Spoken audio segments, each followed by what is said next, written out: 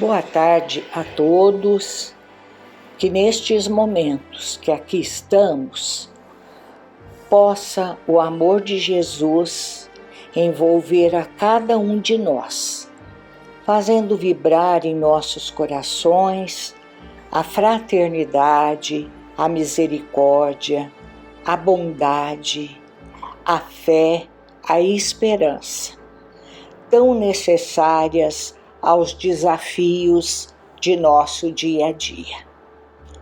Que assim seja. Como tema de hoje, escolhemos falar sobre desencarnação. Em nos reportarmos ao Evangelho segundo o Espiritismo, no capítulo 28, no item 59, deparamos com um modelo de prece para alguém que acaba de morrer.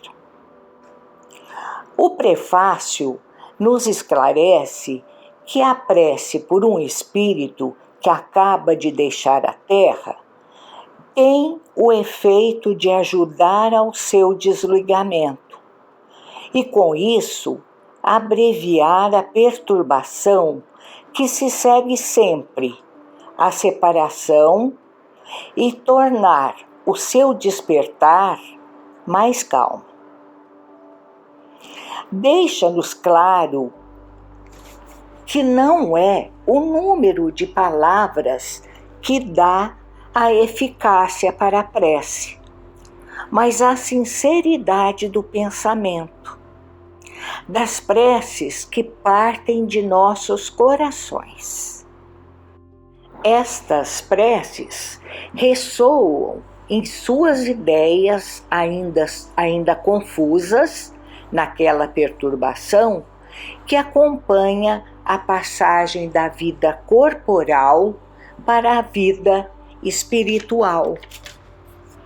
E como exemplo, para maior enriquecer o tema desencarnação, iremos ver no livro de Ernesto Bozano, Depois da Morte, cerca de 17 casos, onde espíritos deram comunicações, através de vários médiuns, de como se procedeu sua passagem, seu retorno para a vida espiritual. Lembremos que Bozano foi um grande cientista italiano. Estudou a fundo as obras básicas da doutrina espírita e dedicou anos de sua vida ao exame das revelações transcendentais, aplicando a elas os processos de análise comparada e obtendo resultados inesperados e importantíssimos. Embora no livro O Céu e o Inferno, por Allan Kardec, nos apresente várias descrições a respeito dessa passagem, optamos por uma deste livro citado. O caso em questão será descrito pelo próprio espírito, que é Dr. Horace Abraham Ackley, que descreve a maneira que seu espírito se separa do organismo somático. E vamos lá à descrição. Como sucede a um bem grande número de humanos, meu espírito não chegou muito facilmente a se libertar do corpo. Eu sentia que me desprendia gradualmente dos laços orgânicos, mas me encontrava em condições pouco lúcidas de existência, afigurando-se-me que sonhava. Sentia a minha personalidade como que dividida em muitas partes, que todavia permaneciam ligados por um laço indissolúvel. Quando o organismo corpóreo deixou de funcionar, pôde o espírito despojar-se dele inteiramente. Pareceu-me então que as partes destacadas da minha personalidade se uniam numa só. Senti-me, ao mesmo tempo, levantado acima do meu cadáver, a pequena distância dele, donde eu divisava distintamente as pessoas que me cercavam o corpo. Não sei dizer por que poder cheguei a me desprender e a me levantar no ar. Depois deste acontecimento, suponho ter passado um período bastante longo em estado de inconsciência ou de sono. Logo que voltei a mim, todos os acontecimentos de minha vida me desfilaram sobre as vistas, como num panorama. Eram visões vivas, muito reais, em dimensões naturais, como se o meu passado se tornara presente. Foi todo o meu passado que revi, compreendido o último episódio, o da minha desencarnação. A visão passou diante de mim com tal rapidez que quase não tive tempo de refletir, achando-me como que arrebatado por um turbilhão de emoções. A visão, em seguida, desapareceu com a mesma instantaneidade com que se mostrara. As meditações sobre o passado e o futuro sucedeu em mim vivo interesse pelas condições atuais. Eu ouvira dizer que os espíritos desencarnados eram acolhidos no mundo espiritual pelos seus parentes ou seus espíritos guardiães. Não vendo ninguém perto de mim, concluí que havia um engano nesta parte.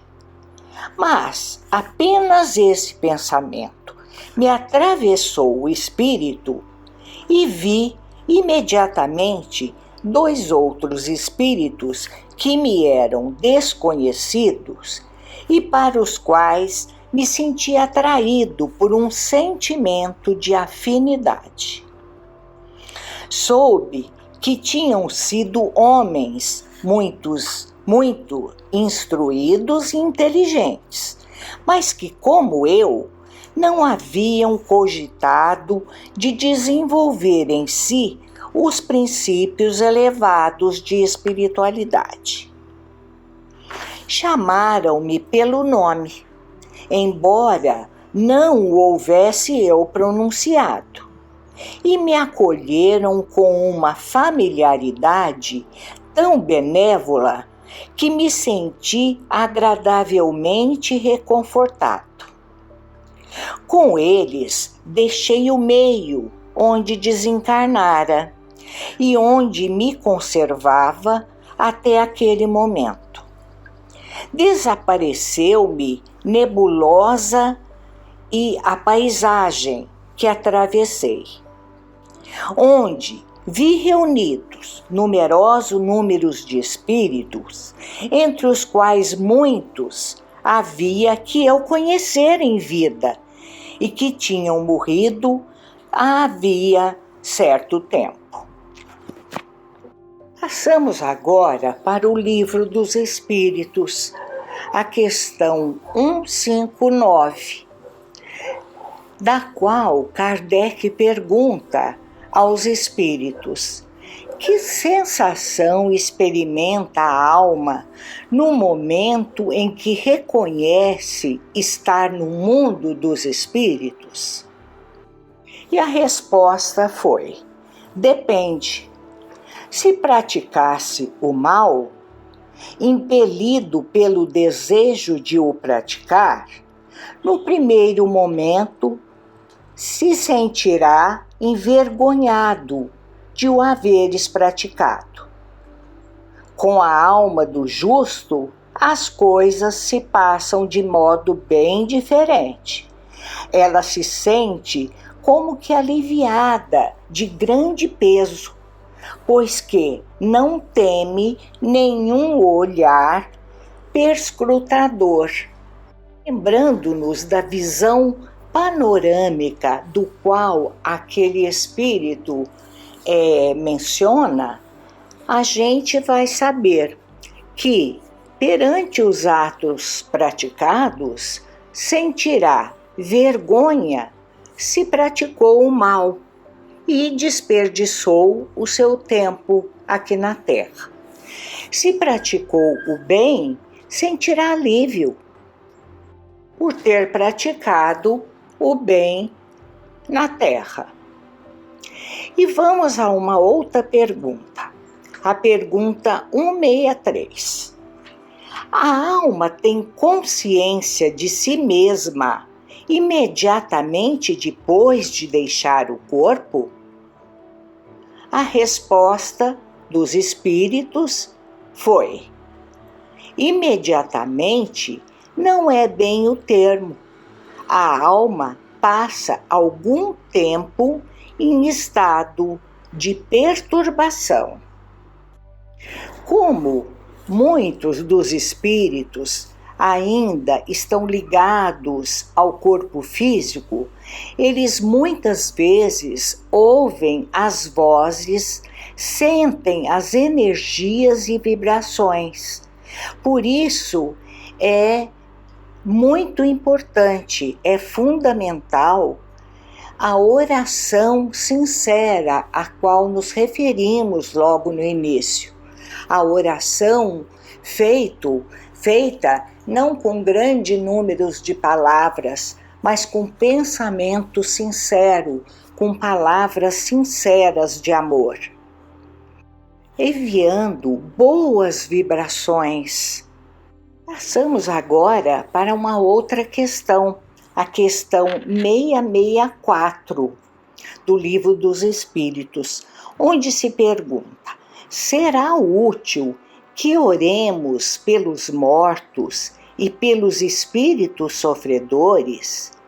E nesse caso, como lhes podem as nossas preces proporcionar alívio e abreviar os sofrimentos? Têm elas o poder de abrandar a justiça de Deus? A resposta foi: a prece não pode ter por efeito mudar os desígnios de Deus, mas a alma, por quem se ora, experimenta alívio, porque recebe assim o testemunho do interesse que inspira àqueles a quem por ela pede, e também porque sente um refrigério quando encontra almas caridosas que se compazem de suas dores. Por outro lado, mediante a prece, aquele que ora concita ao arrependimento e ao desejo de fazer o que é necessário para ser feliz. Nesse sentido, é que lhe pode abreviar a pena, se por sua parte ele secunda a prece com boa vontade. O desejo de melhorar-se, despertado pela prece, atrai para junto do espírito sofredor espíritos melhores, que vão esclarecer, consolar e dar-lhe esperança.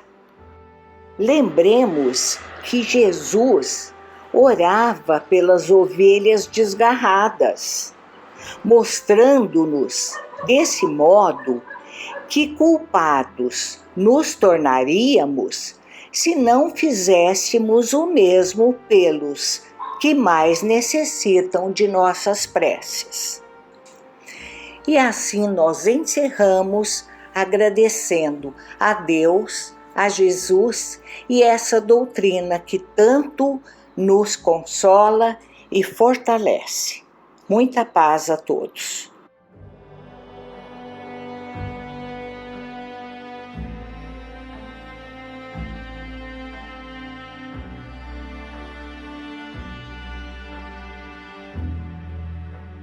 Boas tardes, dando continuidade na nossa reunião de hoje à tarde, vamos tecer alguns comentários sobre o que sempre falamos nas reuniões, acerca do pensamento, né? Eu vou aproveitando para ler duas perguntas do Livro dos Espíritos que nos dão uma ideia do que vem a ser o pensamento. Então a pergunta 563, as ocupações dos espíritos são incessantes? Resposta, sim, se por incessante entendermos que o seu pensamento está sempre ativo, pois vivem pelo pensamento. Mas é necessário não comparar as ocupações dos espíritos às ocupações materiais dos homens. Sua atividade é sempre uma fonte inesgotável de felicidade pela consciência que eles têm de ser úteis. Obviamente ele está falando aqui dos espíritos superiores, mas ele deixa claro que todos os espíritos, como nós, né, pensamos continuamente. Essa é a característica do espírito, né? Pergunta 834. O homem é responsável pelo seu pensamento?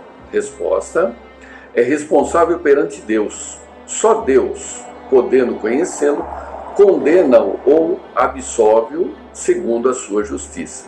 Ou seja, o pensamento é a nossa essência, né? Então, o pensamento é a expressão, exteriorização, a emanação da essência de cada espírito. Assim como uma flor exala o perfume e por esse perfume, nós conseguimos identificá-la, assim também são os pensamentos que emitimos, né? Quer seja na condição de encarnados ou desencarnados. A fonte dos pensamentos está na mente do espírito. É a mente do espírito que dá o impulso sobre o conteúdo desse pensamento. Essa fonte, né, ela é o resultado de todas as experiências vividas, acumuladas na jornada evolutiva, que o espírito manifesta através dos seus desejos e suas vontades. Então, o conteúdo do pensamento, né, que pode ser consciente ou inconsciente, é resultado do que o espírito traz, né, do que ele deseja ou ele tem vontade.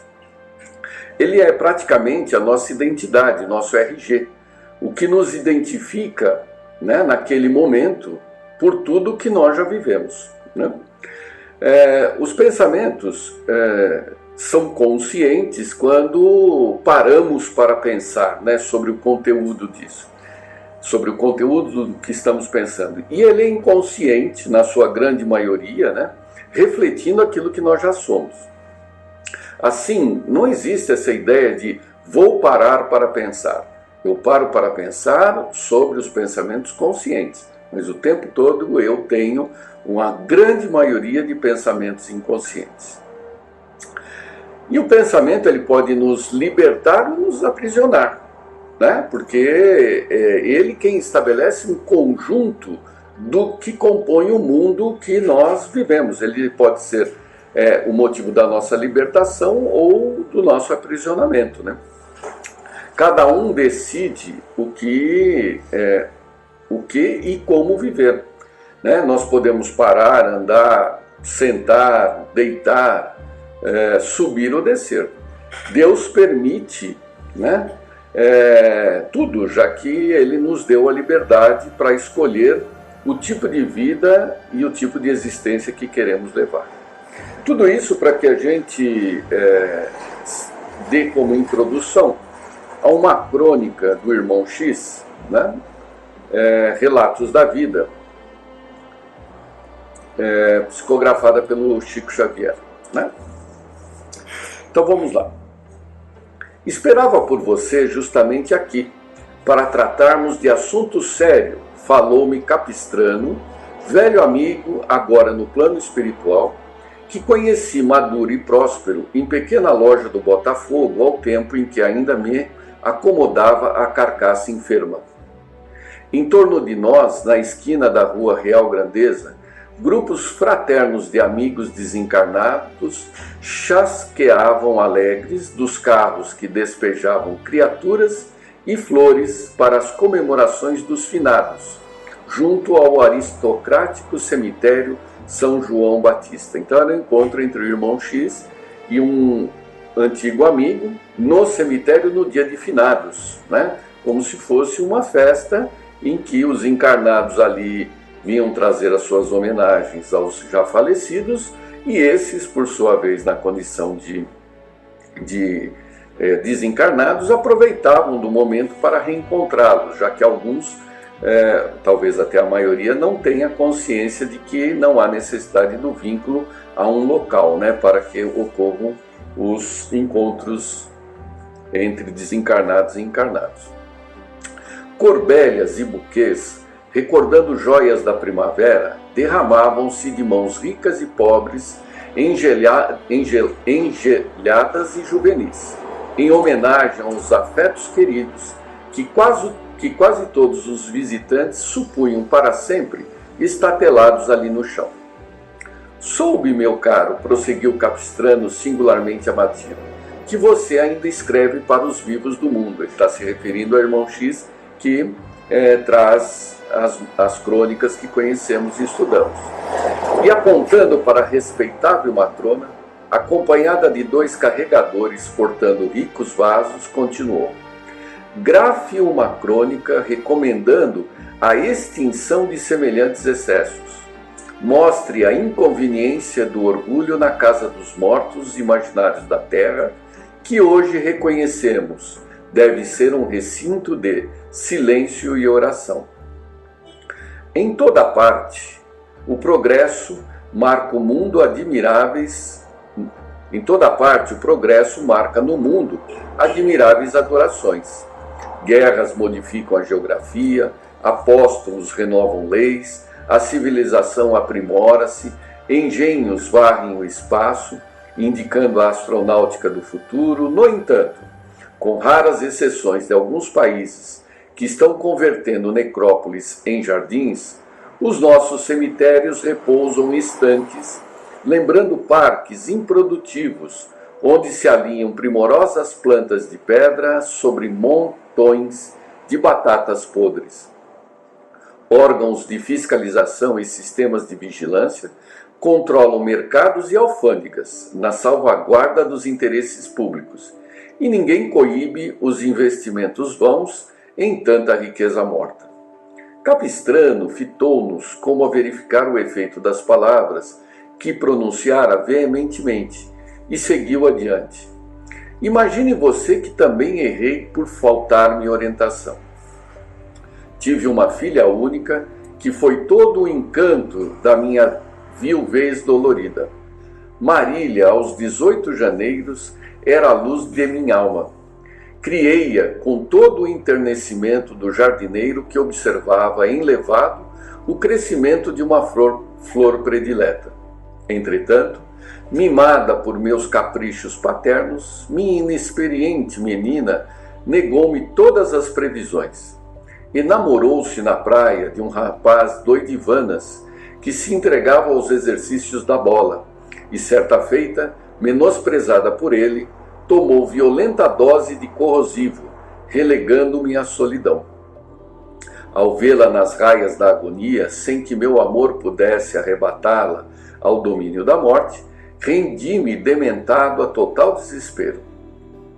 Nunca averiguei as razões que lhe ditaram atitude assim tão drástica, e jamais procurei o moço anônimo que, de certo, ao abandoná-la, não teria a intenção de fazê-la infeliz. Passei, no entanto, a cultuar-lhe loucamente a memória.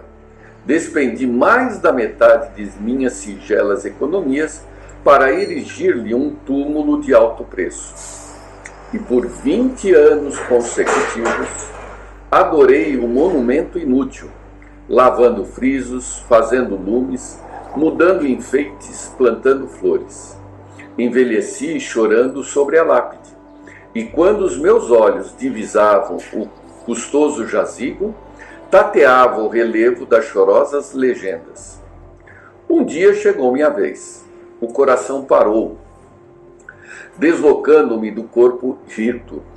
No entanto, embora desencarnado, apeguei-me ao sepulcro que venerava, estirando-me nele. Se amigos logravam afastar-me para esse ou aquele mistério, acabava tornando ao formoso monstro de mármore para lamentar-me a clamar pela filha que não conseguia ver. 4 anos rolaram sobre a minha aflitiva situação, quando, em determinada manhã, experimentei comentário indizível, sentindo-me a afeição da terra gelada que reavivava ao calor do sol.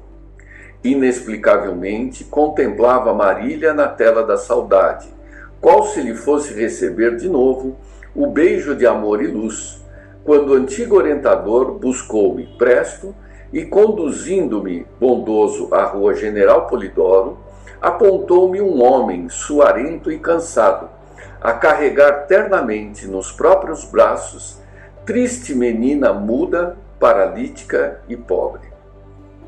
Ao fixar-lhe os olhos embaciados da criança-problema, a realidade espiritual clareou-me a razão. Surpreendera Marília, reencarnada, em rudes padecimentos expiatórios, e mais tarde vinha a saber que renascera por filha do mesmo homem que lhe fora motivo ao gesto tremendo de deserção. Desde essa hora, fugi das ilusões que me prendiam a pesadelo tão longo. Acordei renovado para novamente respirar e viver, trabalhar e servir. Capistrano enxugou o pranto que lhe corria copioso e ajuntou com amargura.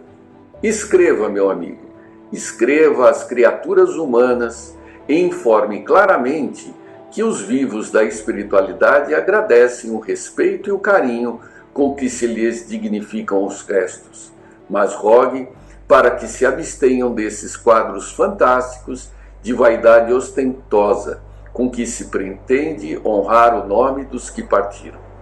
Peça para que socorram as crianças desajustadas e enfermas, enjeitadas e infelizes, com o dinheiro mumificado nos cofres de cinza.